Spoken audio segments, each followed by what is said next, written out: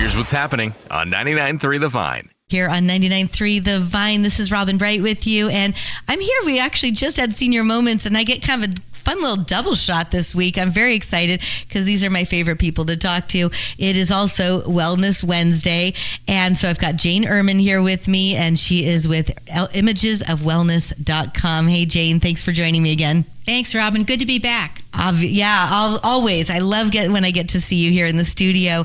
So it is that time of the year when children are planning on their next chapter. I know those of you with seniors, or maybe you are one, you're all kind of looking for the future. And my daughter just finished her sophomore year in college, so it wasn't that long ago I was in that place. And I feel like you get to like spring break or so, and everything just goes in warp speed, and it goes so fast, and you see their childhoods just passing right before your eyes. And you're hearing from colleges, you're making some plans, they're starting to plan their next chapter, leaving home for more schooling or a job, off to new adventures, adult life. If this is your last child leaving home, it's supposed to be a really happy time for parents, but it's not always how parents feel, right? I mean, it's definitely crazy, it's definitely different, and it's definitely a change. And a lot of my friends that are all about my age have had kids right in that age. Mine are 20 and 23. But a lot of my friends have kids that are graduating this year, last year, their oldest, their youngest, whatever, somewhere in the midst of all this mess of kids getting older. And it's hard to put my finger on exactly all the emotions that come through with it. But I know if I sat and talked with any of my girlfriends especially, we'd all have a lot of the same feelings, but probably some different ones too. And, we always hear it called empty nest syndrome. What exactly is that, Jane? I want to talk to you a little bit about that.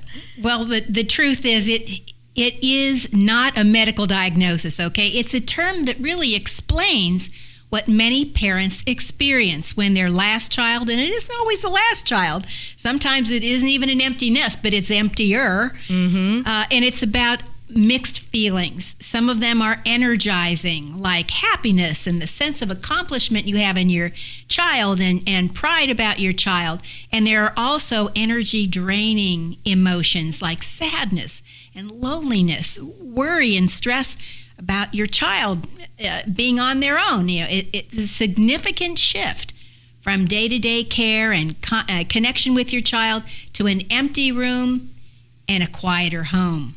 For sure. And I know I had kids that in this day and age, we can communicate with our parents a lot easier than, I want to be all back in my day, but back in my day, it was expensive to make the phone calls and whatnot. So mine were big texters and phone callers, and we communicated quite a bit.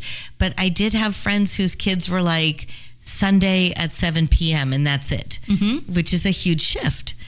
So how long do these feelings typically last? Because sometimes it feels never ending. Sure. For most parents, it's really short-lived and can last anywhere from a week or two to several months. And actually, there are 3 stages that parents tend to move through. The first stage is a sense of grief.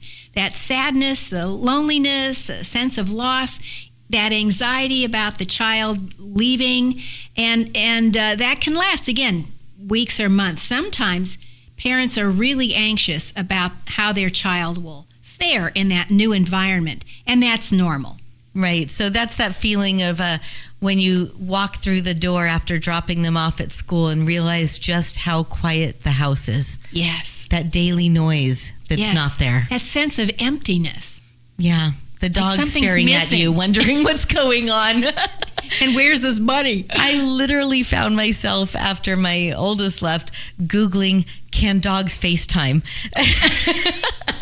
That's pretty desperate. I'm not kidding. But I did find that they can recognize voices, but that they can't see faces on a screen. So right. Those of you that are wanting to FaceTime with the dog, there is that. But it was the quiet. for me. We did have one year where my daughters were, one was a freshman and one was a senior, and we had 1 year where we got to try it on, but now one's home for the summer. So, and the one that graduated was home last year. So it's these shifts and changes too is interesting too. It's not always overnight, but definitely the anxiety is huge too. I used to find myself sometimes checking their location and getting excited when I'd see they were out of their dorm room. Like, okay, you're doing something. I don't know what, but you're doing something. So that's good. So do you have any tips? Because I know that, I'm still in the throes of it, even though it's been more than a few months. I could use some tips. And I know there's a lot of us out there that are with graduation on the horizon. Yes. So remember that the child who's leaving home is on their adventure. And they may have some stress or concerns about living more on their own, but for the most part, they're really usually excited. So allow them their excitement. Avoid comparing what you're experiencing with this move and with your child. Usually, they adjust to the move much faster than parents. So truly, keep in touch with your child. Check in, as you said, with maybe Sunday nights is when they call. I mean, it's a different generation, but when my daughter went off to college, rather than paying for a phone call, we got an 800 number and said, anytime your brothers or you want to talk to each other, you have the 800 line. We didn't give that number to anyone else, and they could talk to each other daily if they wanted to. That is really clever, because we were in the days where you had to highlight the phone bill with whose was whose. Exactly. But you want to avoid hovering. Yeah. Give your child some space. Plan on when you can visit your child and do something interesting together. If your child is having some challenges in their new environment with roommates, schoolwork, etc., be supportive and encourage them to work through these tough times on their own. At one point in my career, I was an administrator at a college student health center, and I was amazed at the number of parents who really had a difficult time understanding that 18-year-old is now considered an adult. And you can't call me and say, I haven't heard from him. Is he sick? Or I heard he's sick. What's going on? That really has to be communication between parents. And they expected the health center to know? Well, that's what you did when your kid was 17. It doesn't work anymore when they're 18. Well, and not only the moving out, you just brought up an interesting point. I found, as a parent, I found this really shocking. I guess I should have known this was coming, but my youngest, both of my kids turned 18 in the spring of their senior year, and we got the notice from Kaiser that all of a sudden we didn't have access to any other things. Yes. Which makes sense, and okay, it's fine. But it was like they were 2 months away from graduating, and we were getting basically a letter saying, you're no longer needed, is how it felt. That's what it felt like. And it is frightening when, particularly if you have a child who has some health issues, and now you're kind of cut out of the loop unless your child puts you back in the loop. Right. And so to some degree, when it comes to some of the issues as they move on, it's about their growing up and learning how to solve the problems on their own. Talking to college staff about dealing with a roommate issue and those kinds of things. Be positive, look for the good, and encourage your child to do the same, to figure out how they can move through things. So we've got the grief and the anxiety stage, which that can just sting. It can be so hard. But what are some of these other stages that we go through? Well, when you move past that grief and loss stage, there's a sense of relief. Truly, the main job of raising your child is finished. And they're willing to move off and go on to their new lives. It's time for you to move forward and look at your life in new ways. The third stage is joy. Parents begin a new chapter of their life as adults, focusing on their careers or new opportunities to explore, maybe different community involvement beyond what they did when their kids were in school. Or maybe classes they want to take, learn a new language, take an art class, things like that. Focus more on your own self-care.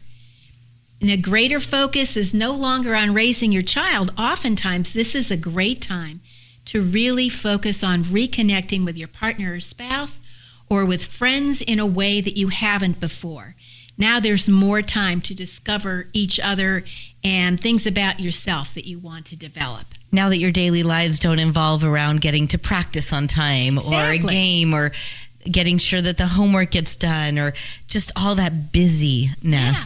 I'm talking with Jane Ehrman, by the way, just in case you're just tuning in, of Images of Wellness, and we're kind of delving into empty nest syndrome, which I personally have had some experience with very recently, still sort of dealing with in some ways too. So tell me some more. Well, one of the things we did when our last child went off to school is we started what was called a Friday night dinner group. We would just meet, we connected with friends, whether they were coupled or not, didn't matter. And we would go to a local restaurant and just talk about how was your week, what's going on, what's new. And every now and then somebody would say, hey, we're gonna host it at our place and we'll do the main dish and everybody brings something. And it was really great because it was a time to share about our week and things that we were interested in and develop deeper relationships with friends. I love that. Now that we have that time, it's kind of funny. One thing I actually did, I found when the year that we were empty nesting was I remembered a friend that I had from when the kids were really little, like I'm talking preschool age. Mm-hmm. And they went to different elementary schools, different high schools, different middle schools, and we just sort of lost touch in that busyness. And I reached out and it felt weird and it felt awkward because it had been so many years. I think I just reached out like via Facebook or something, and we have become fast friends again. And it's been such a nice reconnection. Well, sometimes it's like you never missed each other. Like you just pick up where you left off. Like what a childhood friend. Feeling. Yeah, exactly. Yeah. Well, what else would you suggest that parents do now that the nest is empty or emptier? If you're really struggling with this, that beyond a few months, then get some help. There are professionals who can help you look at your perspective and help reframe things and change it. Understand that there's more value to you beyond raising kids, that we all have purposes in this world beside parenting. Figure out what that is for you. Look at your gifts, your skills, and the passions you have, and look at how you want to use those things that are life-giving to you. How can you make a positive difference in the world around you now? Be open to those possibilities. I love that. I found one feeling I kind of wrestled with was I spent years when the girls were younger. I was a stay-at-home mom for some years, and then I was working and whatnot. But I feel like for moms especially, so much of our identity is wrapped up in being these kids' mom. Absolutely. And we get into this focus of taking care of everybody else, and we come in last or not even on the list. So this is a great time to really look at what you need to be well, to be healthy, to nurture your understanding of yourself and your relationships, to basically expand your life beyond kids. You deserve it. Your kids deserve it because they're watching you. They're trying to figure out how to move forward, and you are a model for them of how to get past into new stages. Well, mine went off to school and I became a DJ. I think Which it's cool. I always think is hilarious, but it's how it happened, and it's just the timing of it was a little weird, but it was an interesting moment where if I'm not these kids' mom, at least not in the same way that I was, then who am I? Absolutely. So the world needs you. Figure out how you want to connect with it and help improve it. Yeah, definitely. Well, there's so much, Jane. I feel like we could talk about this for weeks. At least I could anyway, because it's so close to my heart. Although we always come up with some fantastic topics for us to talk about during Wellness Wednesday. I really appreciate you talking about this one, because even though this is just one little part and corner of my personal world, I know there's so many of us out there, especially this time of year as graduations are looming and plans are being made, and everyone's shopping for those new dorms online and all the great. It's exciting, but it's heavy at the same time. And it's important for us as parents to recognize this is what I'm feeling and this is why. And there are some things I can do about it. Yeah. Well, thank you so much for sharing all these great ideas and tips. I always enjoy having you here in studio, and I really appreciate you coming in again. Well, thank you. 99.3 The Vine is owned and operated locally by Wind Down Media.